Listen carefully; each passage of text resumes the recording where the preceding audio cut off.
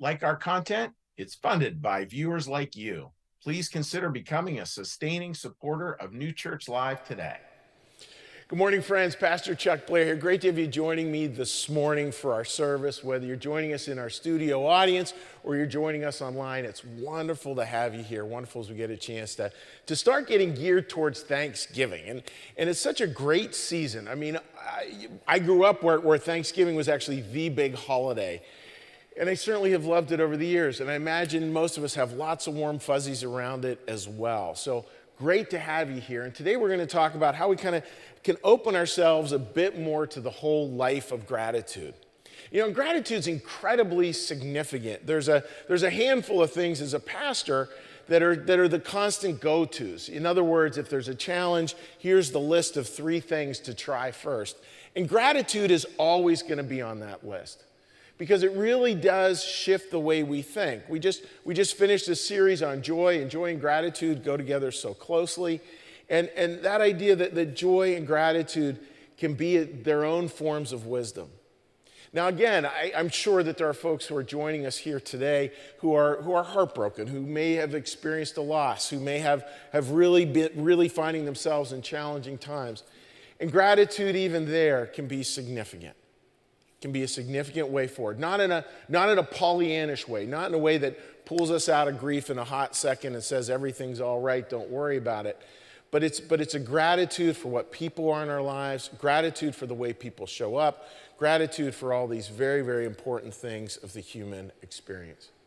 So again, thank you for joining us here today. And we're going to get started, friends. You know, just a thought for today, and this was one that I preached on, I don't know, probably about 1.5 years ago. But it was a fascinating one. I work with Holy Family University in their interfaith committee, and there's a wonderful imam there. And he said in his particular version of the Muslim faith, they believe very firmly, and I love this idea, all sin begins with a lack of gratitude.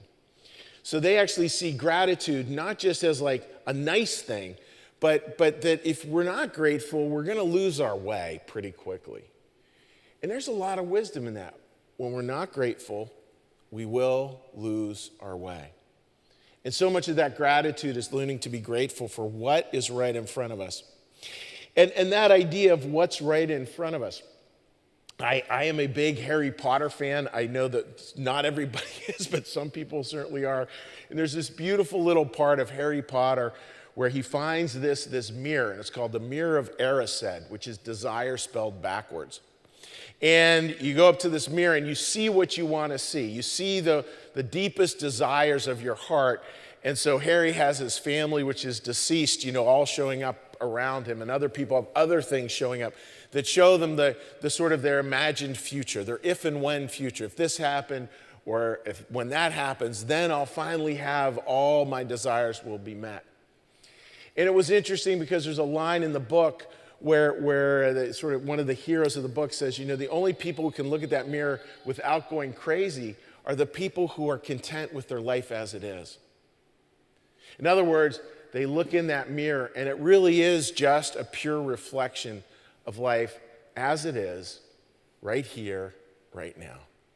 That doesn't mean we can't have things we aspire for, but it means that this aspiration, you know, but so much of it has to be grounded in the gratitude of life as it is right now.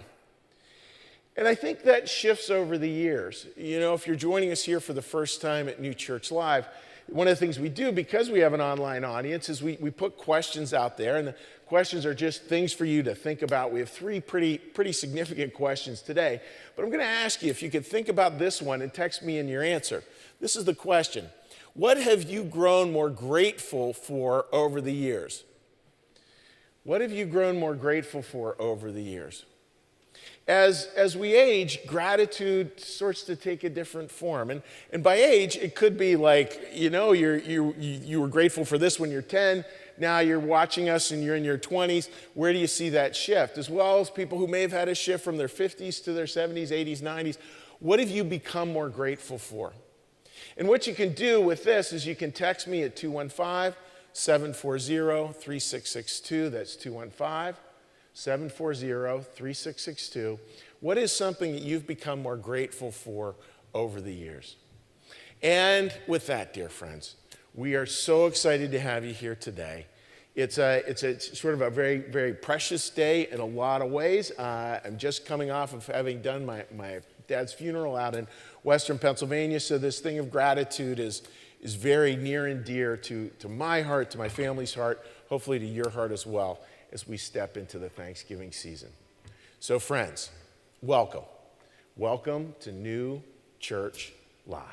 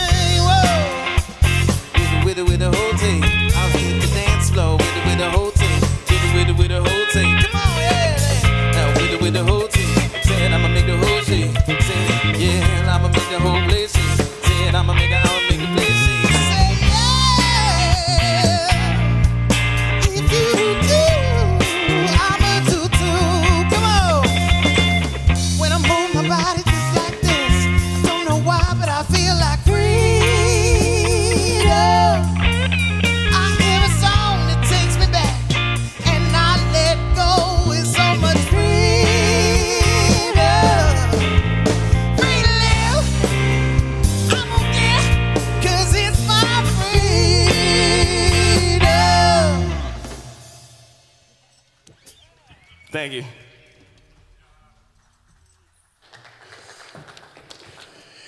You know, I love that idea, right? That the gratitude, so much of gratitude is connected again with freedom. When we're really living a grateful life, we really understand freedom so much more. There's just a lot of beautiful things that people wrote. I've grown more grateful for my life in the United States after a tumultuous escape from Hungary. I'm more grateful every day for the work I am doing. Another person wrote, I'm grateful for the people and relationships in my life. I'm more grateful for my relationship with the Lord. Beautifully said. Another person, I have become more grateful for people in general, seeing other humans as the real reason for why we are doing life. Incredibly well said. My parents, I can now see that they were where they were coming from and that they were doing the best they could. So grateful. And again, all those pieces, I just look at the subtext of all that, where we really get to see this gratitude and notice how all of them, it's very present oriented. It's very much where we take all these things of life and we go like, oh wow, let's look at the miracle the precious pearl of right now, of right here, of this life that we have been given. And the problem, of course, is that we're so closed to that. We're going to talk a lot about that in some different ways, but we tend to be really closed off from gratitude. We tend to not, I don't even have the right word for it. Like we get so enamored with the small little itches and annoyances of the day that it shifts us away from that. I was even thinking getting ready for the service this morning, and I imagine a lot of you would understand this. You know, trying to pay an online bill, and sometimes the online stuff, it's like, oh my goodness, this is like I'm trying to figure out a nuclear code or something, you know, just to pay a simple bill. And it's really challenging, and that can take us totally out of the here and now. Can take me totally out of the here and now, and it doesn't matter. It's a water bill. But in that moment, it certainly matters. And in that moment, it clearly takes away from a sense of gratitude of the life that is right in front. So the trick is, friends, again, how do we open? And it's again, we're coming off of a series, The Shape of Joy, and the idea that the shape of joy, it's like this, it's not like this, and it's the same with gratitude. Gratitude has this open shape to it, this deep, incredible openness to the world. One of the most beautiful passages is one dealing about like, how does God kind of fit into this, and how do we welcome God into our life? Because I think when we welcome God into our life, it really becomes a life of deep gratitude. Maya Angelou, one of my favorite quotes for my entire life, saving heaven for a far-off day shows a lack of gratitude. Restated, a life of gratitude is living heaven now. So how do we do that? Like, how do we welcome God in? Well, before showing you this passage, I would want to say that it's important to remember that God is not in a game of hide and seek. You know, it's easy to think that God kind of is like, you know, scooching around, just trying to hide from us all the time.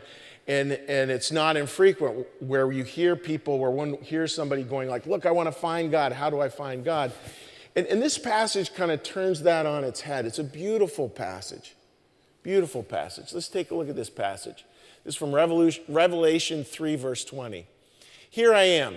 I stand at the door and knock. If anyone hears my voice and opens the door, I will come in and eat with that person and they with me. And that here I am. I was thinking about it this morning. I think of the Lord, I think of Jesus saying that. And it's kind of like, oh, I just can't find God. And he's going like, here I am, right here. And it's one of those beautiful little parts of the Bible. You know, we don't have a single story where Jesus invites somebody over for dinner. Jesus is constantly going and eating dinner with other people, inviting himself over to their house for dinner many times in the Bible.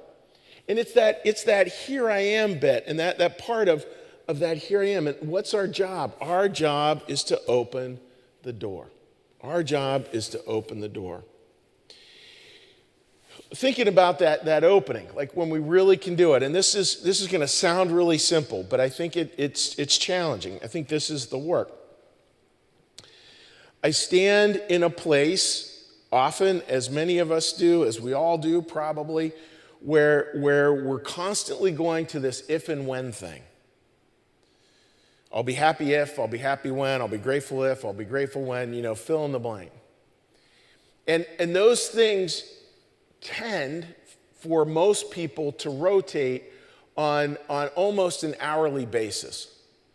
Like if I just had this one bill done, or if the team I love just won this one game, or when I finally ... And what we forget in that is human beings, like, you're made for the journey. You're not made for the arrival. Because dollars to donuts, when we get that thing, yeah, sure, we may have gratitude for maybe an hour, maybe an hour. And then it will be on to the next thing. That's how God created us. And that's not a surprise, right? Because God is the God of eternity. We're going to live in heaven. We're going to be angels. And that has eternity stamped all over it. That has movement stamped all over it. So, of course, that has ripples into our life right here and right now. So how do we open the door? And there's so many answers we could give here. So many answers we could give here. I'm going to choose this one to look at today in terms of a life of gratitude, opening ourselves up to God, which is letting go of if and letting go of when. The easiest way to open the door to God is to let go of if and to let go of when. And when we stand in that place and we're really trying to do the work of spirituality, because spirituality does have work, we have things we have to do, we need to be able to take a look at this kind of thing and be able to answer these kinds of questions. How do we open the door? We let go of if, we let go of when.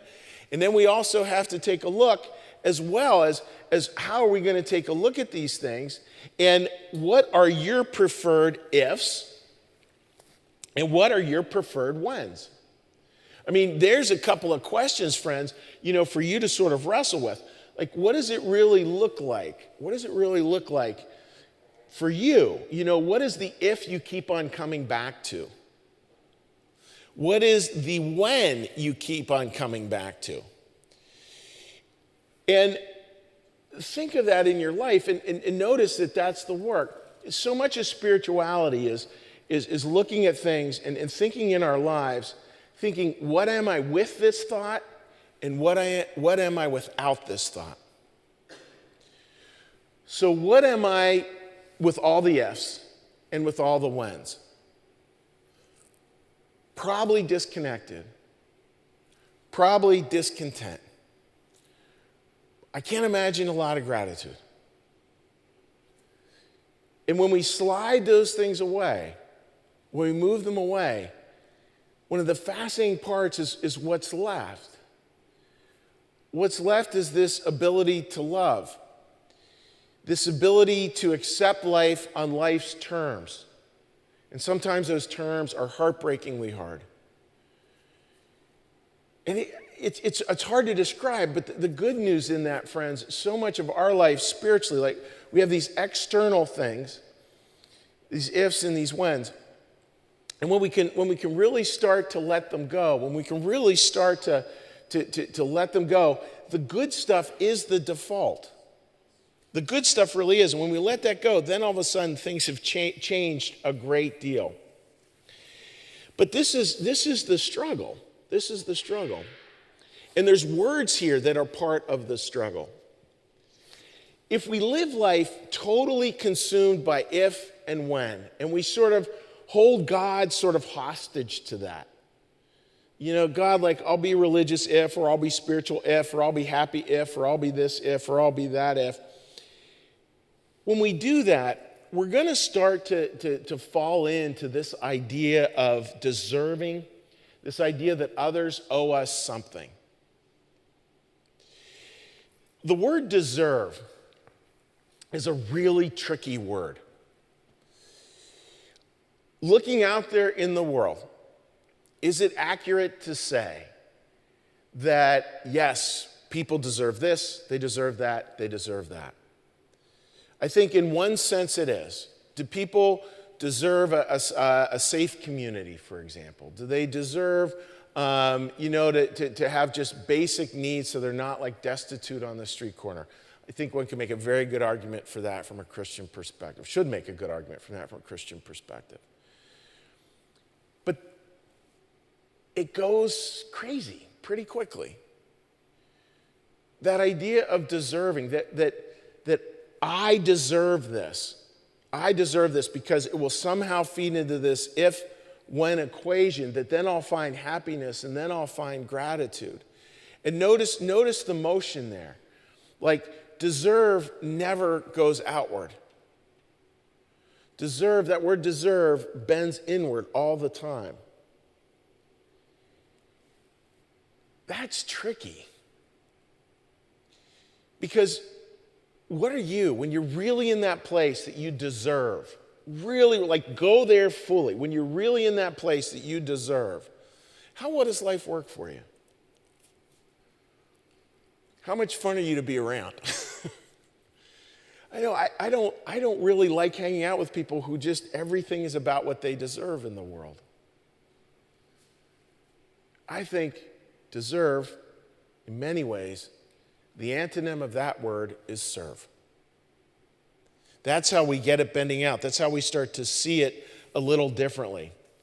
It was interesting listening to a wonderful podcast. It was talking about this word deserve and how, there's the 7 deadly sins, and one of them is envy. That's really encapsulated in the Bible. In the Bible, it's one of the 10 commandments, thou shalt not covet.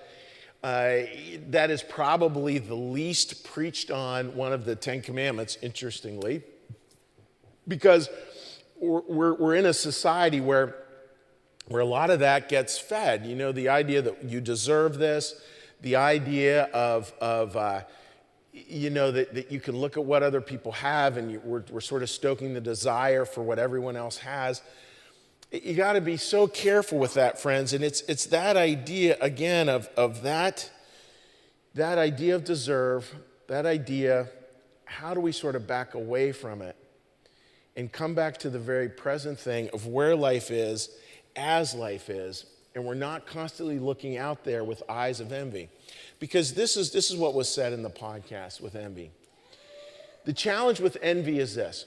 There's a lot of things we can do, right, that we know are not good for us. And we take a step in that direction, and eventually that may be satiated, however temporarily. Just look at gluttony. That's one of the 7 deadly sins. Like, we can be gluttonous. We can be tempted to just over-imbibe. That could be alcohol, that could be food, that could be this, could be that.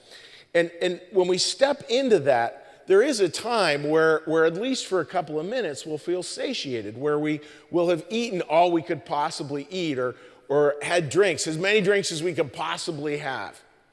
And it's a weird kind of satiation. It's not real satiation, but we do at least temporarily feel satiated. But boy, envy's different. Like envy, there's no end to it. There's no satiation, even temporarily. And that's the danger when we really live into a world where we really are too focused on ourselves and too much believing we have some contract with the world about everything that we deserve. And again, I feel like there's sort of a foundational piece that we do deserve, sort of a foundation of life, but we got to be careful and not take that too far. Because that's where life stops working. We end up just with the life of envy, constantly wanting what other people have. And so there's this struggle. And then we see this thing of gratitude flip. And then we end up with these moments. I want to share a moment and then go into a little story. Last night out in Pittsburgh, a last dinner with my kids, and we're at a restaurant there in Oakmont, Pennsylvania, just outside of Pittsburgh. Beautiful, beautiful restaurant, great time. And it really is just a moment. It's just a moment where it's like, oh, yeah, this is it. There's no ifs, there's no whens. We have grandkids, so they're making a little bit of noise and running around and stuff, and it's all good. But this moment, no ifs and no whens to it. It just was a beautiful moment. And I think our lives, to get to those places, there's so much struggle that's just part of that. I mean, no family gets through without a lot of scar tissue, without a lot of challenges. At least I don't know any families that have. And it's the same with communities. It's the same with even down to the most intimate relationships. Like everything has this gift of struggle to it. That gift of struggle, let's take a look at a famous biblical story here. And it's about the pearl of great price. The kingdom of heaven is like a merchant looking for beautiful pearls, who when he had found a precious pearl, leaving, sold everything that he had and bought it. Oh, and I did that with a voice recognition. Should not say period there. So maybe it's supposed to say period. It is a beautiful passage, friends, because I think there's an incredible amount of wisdom here. And we all know, how pearls work. you know that pearls are these little tiny beautiful gems, and they start with a little irritant in there, something that didn't work terribly well, or a big irritant. And that over time, the pearl gets layer upon layer upon layer. And then you see it, you know, the merchant mind, and we look at that, we go like, that's worth everything. That's worth it all. What's that for you? Where have you held that pearl? Where have you seen it? From a Christian New Church perspective, that pearl, it's not a literal pearl, but it's talking about this beautiful thing of neighborly love. It's at that time where we really see the love coursing through. We really see, oh, this is what love really looks like. Like, this is what it really is. And it's small, but it's priceless. We give away everything for that. It's a story that I heard that was just a beautiful one. It was a story of a young man who had a lot of struggles, mental health issues, some other issues, some addiction issues. And this young man had gone through a lot of really hard times, including incarceration, all kinds of stuff. And his mom was talking to me. Yesterday, and she was saying, you know, that her son, he'd gotten to the point where now what he does is now he leads recovery groups.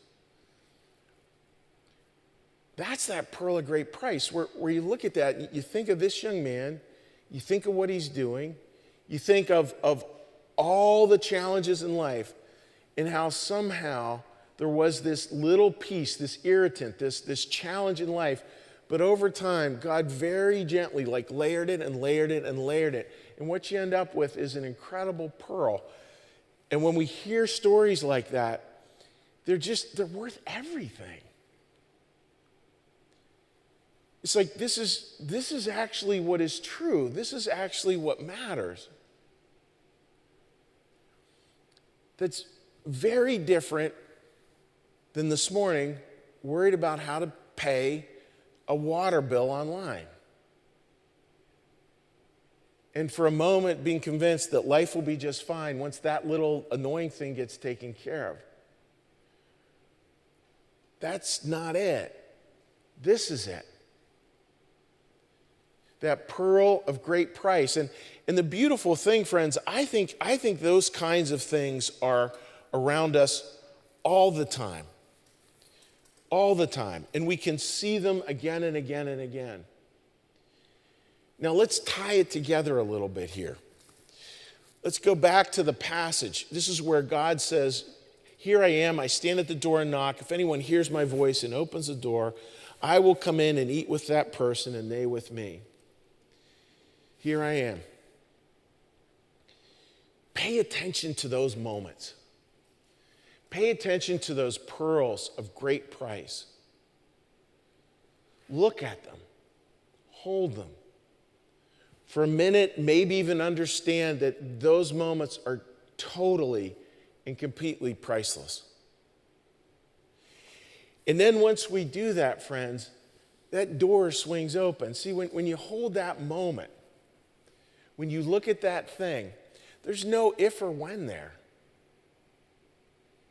In those moments, I think for most of us, our experience of them, they can't be manufactured. They can only be witnessed. We can't make them. But we can sure as heck see them. And we can sure as heck celebrate them again and again and again. Friends, live in awe of that. Live in wonder that there are those moments. Because they're there. And that's what opens it up. And then of course, God like, here I am, open the door. And notice again, it's the way this is said. And again, we have to always see Jesus with the smile. It's God's knocking at the door saying, here I am, here I am, here I am.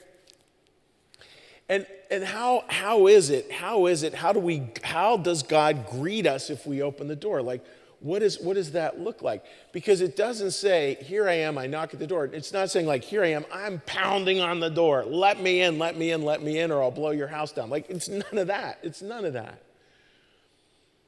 It's God's gentle knock with those moments of awe. And what's the God that greets us when that door is opened? Well, I love the way it's put in the book Heaven and Hell. The Lord never turns his face away from anyone or spurns anyone, never casts anyone into hell or is angry. God is never angry. I'm sure there are many of us who take a look at our life either in whole or in part and think like, oh, God wouldn't want to be part of that. But notice this kind of God that's showing up. It's a God that shows up with tenderness, with wisdom, with love, with compassion, and with a smile that says he knows. That's what to be open to this Thanksgiving season. And when we come back, I want to talk a little more about this and talk about, all right, so we open the door. This is the God we're supposed to see. And on the other side of it, what do we kind of hope God sees when that door gets opened? We'll talk to you again after this next song.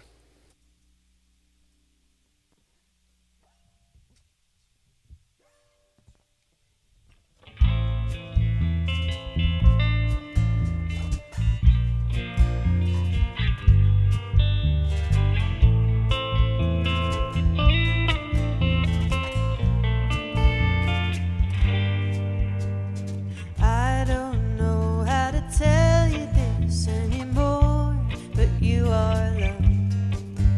You wake up every morning with the same old fears, but I hope you can discover yourself a little more. Write a love letter to you and to another. Let a little gratitude out of your cap and let that help you recover.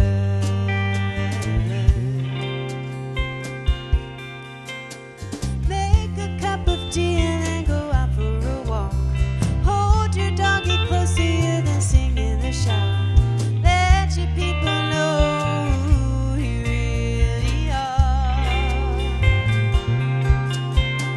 Bake a batch of cookies, give them out to your neighbors. Dance around your bedroom, maybe even get naked. Go to bed early and dream of what's to come.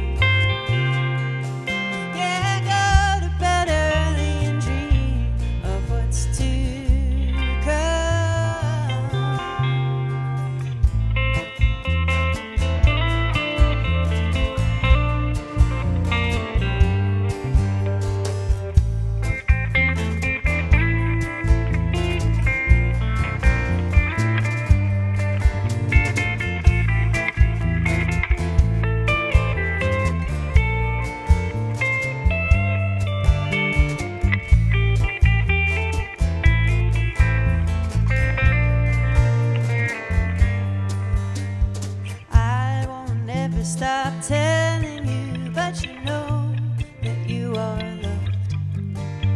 Working on yourself is an act of love, and you know that you will uncover the layers of your heart. Write a love letter to you and to another. Let a little gratitude out of your cap and let that help you recover.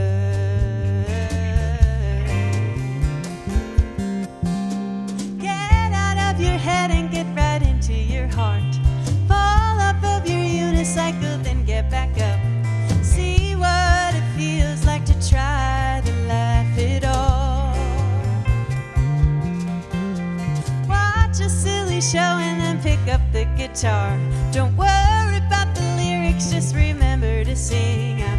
Everything is as it should be, as you are. As it should be, as you are.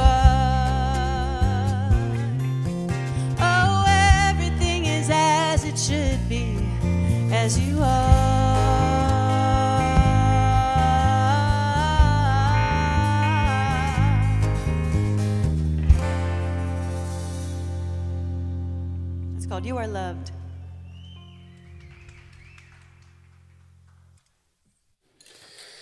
So, friends, let's talk a little bit more about this. Like, how does it work, coming the other way? And the question I was thinking here is, what kind of table should have we set on the other side of the door? Like, God comes in, this idea God wants to eat with us. It's this whole idea of table fellowship. What could that look like? What might that look like? And I want to share with you something that somebody wrote backstage that I just got that fits right in with this, something that they've become more grateful about as the future's moved on. I've learned to be more grateful for enjoying the talents of others and celebrating those talents with those people and making sure they know how appreciative I and others are of their amazing talents and strengths. That's beautifully said. God is happy to see you. Like, just let that sink in. I don't care how crazy your life is today. God is happy to see you. Whatever stage your life is in. And I think what God asks of us, because God is constantly nudging us with this idea of mutual love, that God loves us, our job is to pass it on. That's the gift. Pass it on. We don't pass it on when we have a lot of ifs and whens. When it doesn't, we don't pass it on when we think there's some problem-free life out there. All that stuff gets in the way. But we pass it on when we get God's happy to see us. Our work, happy to see them. And of course, to see God too.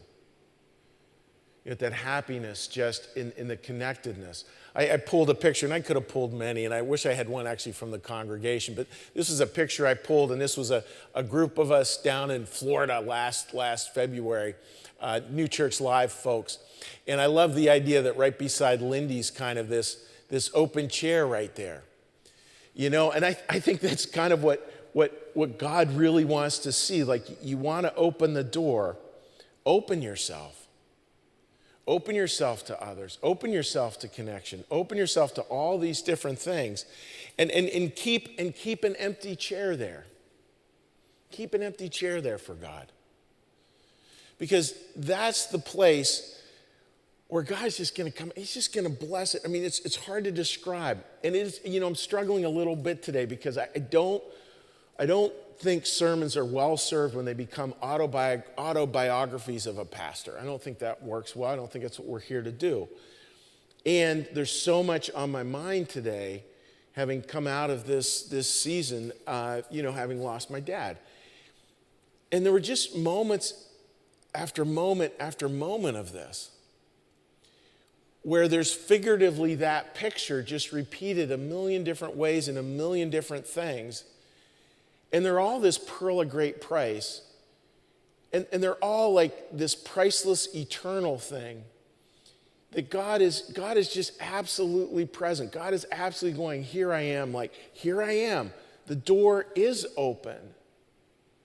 Because when we open the door to God, we're going to open it to other people. And if you're really challenged, well, what is it? I still don't get what it looks like to open the door to God. Open the door to other people and you'll find it. I mean, the two, love the Lord your God, love your neighbor. It's all one. Open the door to God, open the door to your neighbor. It's all one. It all circles back and forth. And that's where we really start to see the miracle of it all. And the work. Like, I don't want to, it's so easy with Thanksgiving just to go out and say, like, look, what I need you to do is write a list of 10 things you're grateful for. And maybe what we need to do as we start this Thanksgiving season is write a list of the things you're going to give up in terms of the ifs and in terms of the whens. What's that list look like? Because my guess is this. My guess is you get rid of that list of the 10 ifs and you get rid of that list of the 10 whens. You're not just going to have 10 things you're grateful for. You're going to have 1,000 things you're grateful for. And it'll come naturally. It doesn't need a list. Why? Because that's who you are. That's who God created you to be. And when we do that work, all of a sudden, the world becomes literally wonderful. Mary Oliver, arguably the best, one could argue, the most significant poet of the 20th century, had this little bit that I love a lot. Instructions for living a life. Pay attention, be astonished, tell about it. That's a good line. Pay attention, be astonished, tell about it. She's a very spiritual person. I think that just has spirituality all throughout it, where we learn to pay attention, where we really learn to tell other people about it. We really learn to see how all things work. We really learn what it is to allow ourselves to be astonished. So let's head into that this Thanksgiving season. Let's start to celebrate what that might look like. And next week, we're going to look at a really practical way to head into Thanksgiving in a brand new way that I'm sure you're going to find very life-giving. So, friends, thank you for joining us here today. Thank you for being part of our New Church Live family, whether you're here in person or you're here online or you're watching weeks from now, you're watching from overseas. It's wonderful to have you here. And now what we're going to do with our service is now we're going to come in for a very gentle landing and then our final song. And again, we hope to see you all again next week as we pull together this idea of a life of gratitude. So, let's get started. We're going to do a prayer, and then we'll do the Our Father prayer. Lord, thank you for your presence here today. Thank you for everything you bring into our lives. And Lord, help us to again remember that life is this yes, no, and yes. It's yes where we just accept this spiritual life. It's a no, and it's a sacred no, those things that we are willing to give up. And then there's this great yes on the other side. This yes that is your presence flowing through our lives. The sacred no, Lord, today, very simply, letting go of if, letting go of when. And from there, Lord, watching the miracles happen. Watching us open as you would have it to the lives that we have, the miracles that are right here and right now. The incredible miracle of each other, the incredible miracle of people and relationships and connection and children of it all, Lord. Help us to live in that place, in the greatest yes. T.S. Eliot's words yet again. Yes. Yes is a word. And in that word of yes lies skillfully curled all worlds. Your prayer. Our Father, who art in the heavens, hallowed be thy name. Thy kingdom come, thy will be done, as in heaven, so upon the earth. Give us this day our daily bread, and forgive us our debts, as we also forgive our debtors. And lead us not into temptation, but deliver us from evil. For thine is the kingdom, and the power, and the glory forever. Amen. May the Lord bless you and keep you. May the Lord make his face to shine upon you and be gracious unto you. May the Lord lift up his countenance upon you, bring you peace, and bring you home. Amen. Have a wonderful week, friends.